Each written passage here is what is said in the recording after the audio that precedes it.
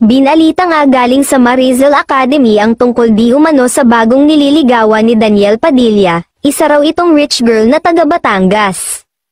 Kaya naman laging nagpupunta umano ang aktor at dun pa nag-celebrate ng kanyang kaarawan last April sa Tanawan.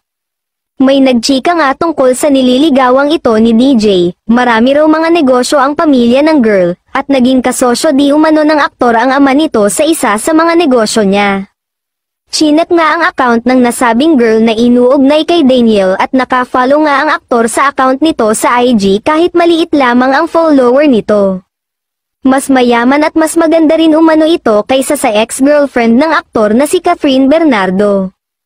Hanggang ngayon ay patuloy pa rin ang pananahimik ng aktor na si Daniel Padilla sa mga usapin patungkol sa kanyang love life.